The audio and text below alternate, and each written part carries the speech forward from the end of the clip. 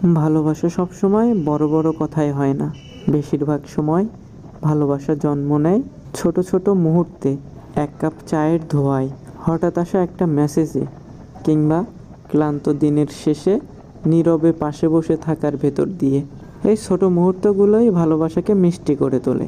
কারণ এখানে কোনো জোর নেই, কোনো প্রদর্শন নেই, আছে শুধু অনুভব। মিষ্টি ভালোবাসা মানে এই নয় যে দুজন মানুষ সবসময় হাসি খুশি থাকবে, বরং মিষ্টি ভালোবাসা হলো রাগের মধ্যেও যত্ন রাখা, কথা না বলার সময়েও খেয়াল রাখা, সে ঠিকমতো খেয়েছে কিনা, মনটা খুব ভার হয়ে আছে কিনা। এই ভালোবাসার চোখে পড়ে না, কিন্তু মন ভরে দেয়। সে যখন কথা বলে তুমি মন দিয়ে শোনো। এটাই ভালোবাসার প্রথম শর্ত।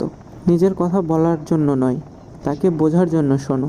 তার ছোট ছোট গল্প, আজকের বিরক্তি, কিংবা হঠাৎ পাওয়া আনন্দ, সব কিছুর গুরুত্ব দিয়ে শোনার ভেতরেই ভালোবাসা গভীর হয়।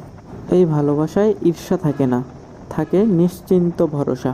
ফোন না ধরলে সন্দেহ হয় না, বরং ভাবনা আসে, হয়তোবা ব্যস্ত, পরে কথা হবে। দেরিতে রিপ্লাই মানেই দূরে সরে যাওয়া নয়, বরং সম্পর্কের ভেতরের শক্তির উপর ভরসা রাখা। মিষ্টি ভালোবাসা খুব সাধারণ, কোনো দামি গিফটের দরকার হয় না।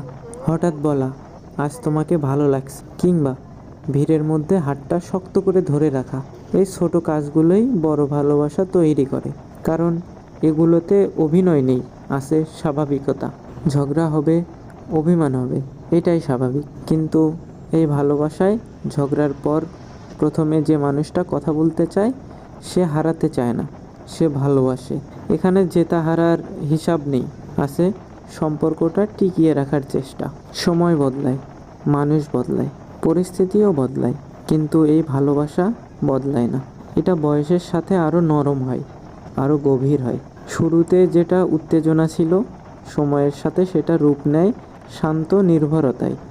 এই নির্ভরতাই সবচেয়ে সুন্দর।